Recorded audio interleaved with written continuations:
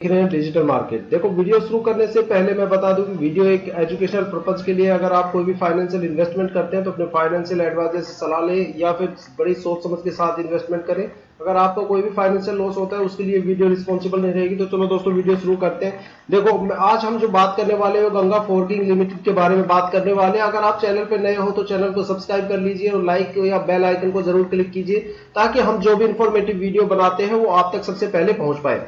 देखो दोस्तों, बात करते हैं गंगा फोर्जिंग लिमिटेड। काफी अच्छा स्टॉक है, स्टॉक में कोई कमी नहीं है, फंडामेंटल भी जबरदस्त है। कंपनी के जो प्रोफाइल्स वगैरह अगर आप चेक करोगे तो वो भी काफी जबरदस्त है। और सबसे बड़ी गुड न्यूज इस स्टॉक में ये है कि देखो, मैं हमेशा से कह रहा था, बृहस्पतिवार को मैंने बोला था, फ्राइडे को भी बोला था, सैटरडे संडे को भी बोल रहा था कि मंडे से ये स्टॉक अपर सर्किट में जाएगा ही जाएगा, और ये अपर सर्किट में ही चला गया।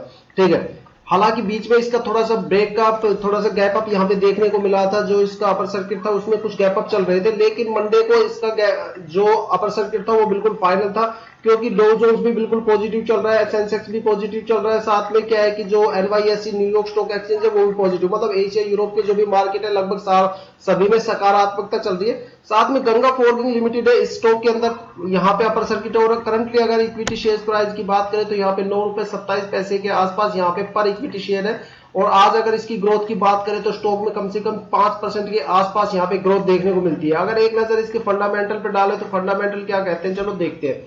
इसके क्वार्टरली रिजल्ट की बात करें तो यहाँ पे कंपनी का रिवेन्यू 8 करोड़ के आसपास है, 13% की थोड़ी सी गिरावट है, लेकिन फिर भी यहाँ पे रिवेन्यू पॉजिटिव है। ठीक है, अगर नेट इनकम की बात करें तो कंपनी की नेट इनकम 19 लाख के आसपास है। देखो, जिस रेंज का ये स्टॉक है, स्मॉल कैप का ये स्टॉक है और पेन स्टॉक की कैटेगरी में ये आता है, तो उस कैटेगरी के हिसाब से अगर इसकी नेट इनकम और रिवेन्यू की बात की जाए तो ये भी काफी जबरदस्त है। ठीक है, अगर इस कैटेगरी के बाकी स्टॉक्स और भी हैं, जैसे कि जेपी पावर, रतन पावर, जैसे विकास इकोटेक, ठीक है, उनमें भी आप अच्छा खासा रिटर्न वगैरह ले सकते हो। साथ में इसका जो नेट प्रॉफिट मार्जिन की बात करें तो वहां पे 90% से ज्यादा की आपको ग्रोथ देखने को मिलती है। बस इसका एक छोटा सा ट्रिक पॉइंट यहाँ पे है कि जो इसका डिल्यूटेड ईपीएस का रेशियो है वो थोड़ा सा कम है। ठीक है, हालांकि स्टॉक में कोई कमी नहीं है, स्टॉक काफी जबरदस्त है। देखो, मार्केट जब क्रैश हो रहा था तब भी गंगा फोर्जिंग लिमिटेड के जो स्टॉक्स है वो लगातार यहाँ पे ग्रोथ दे रहे थे, काफी अच्छा रिटर्न दे रहे थे। ठीक है, वहां पे एक तरफ मार्केट क्रैश थी, सबके पोर्टफोलियो की धज्जियां उड़ गई थी, पूरी तरह से लाल हो गया था सब कुछ, खून की नदियां बहने लग गई थी। लेकिन ये स्टॉक ऐसा था जो लगातार अपने इन्वेस्टर्स को निराश नहीं कर रहा था, काफी अच्छा लोगों को यहाँ पे रिटर्न दे रहा था। ठीक है, और आज ये स्टॉक अपर सर्किट में है। और इस अपर सर्किट की जो टारगेट निकल के आया वो टारगेट मैं आपको बता दूं, इस स्टॉक का जो नया टारगेट आया है वो 21 प्लस है, 21 प्लस तक ये जाएगा और 10 से लेकर 15 सितंबर तक ये अपने टारगेट की जो हायर वैल्यू है उसको अचीव करेगा। ठीक है, तो अगर आप भी इस स्टॉक से अच्छा खासा रिटर्न लेना चाहते हो तो इस स्टॉक को अपने पोर्टफोलियो में ऐड कर सकते हो।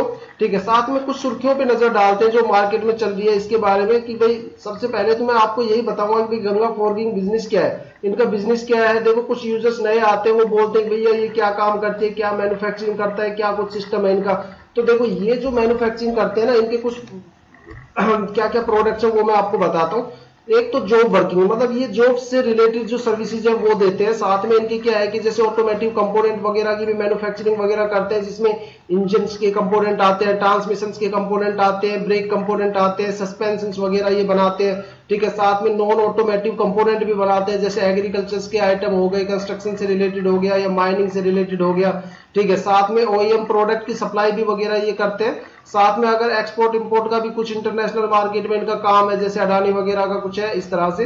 ठीक है, साथ में क्या है कि इनके पोर्टफोलियो में कौन कौन से प्रोडक्ट है वो बता देता हूँ। क्रेन साफ्ट वगैरह इसके पोर्टफोलियो में शामिल है, कैम साफ्ट वगैरह भी ये बनाते हैं, गियर ब्लैंक्स भी बनाते हैं, फ्लैक्स भी बनाते हैं, योक्स भी बनाते हैं। ठीक है, तो मतलब अगर देखा जाए तो ऑटोमेटिव, एग्रीकल्चर, कंस्ट्रक्शन, माइनिंग और रेलवे, इन सभी फील्ड के अंदर ये अपनी सर्विसेज वगैरह देते हैं और मैन्युफैक्चरिंग वगैरह करते हैं। ठीक है, ये इनका बिजनेस है। देखो, कंपनी का अगर देखा जाए तो काफी अच्छा पोर्टफोलियो है, फंडामेंटल भी काफी स्ट्रॉन्ग है। और कितना भी चाहे मार्केट में डाउन आ जाए या मार्केट में कितना भी बड़ा क्रैश आ जाए, इस स्टॉक को मैंने कभी भी इतना ज्यादा मतलब यहाँ पे डाउनग्रेड जाते हुए नहीं देखा। जितने भी इन्वेस्टर्स यहाँ पे, जब भी मैंने इसके अंदर कभी भी पैसा लगाया, मुझे हमेशा यहाँ पॉजिटिव रिस्पॉन्स मिला, चाहे मार्केट इधर से उधर हो जाए, लेकिन ये स्टॉक कभी भी हिलता नहीं। और हाँ, एक सबसे बड़ी न्यूज और बताता हूँ, ये स्टॉक ना साल में 2 बार अपर सर्किट लेता है। ठीक है, एक तो ये अगस्त के एंड में और सितंबर की स्टार्टिंग में ये अपर सर्किट में रहता है, और दूसरा जनवरी के एंड में और फरवरी के स्टार्टिंग में। ये 2 महीने ऐसे होते हैं जिसके अंदर ये स्टॉक आपको अपर सर्किट में ही मिलेगा। मतलब साल में 2 बार आप अच्छा खासा यहाँ पे रिटर्न देखने को मिल सकता है।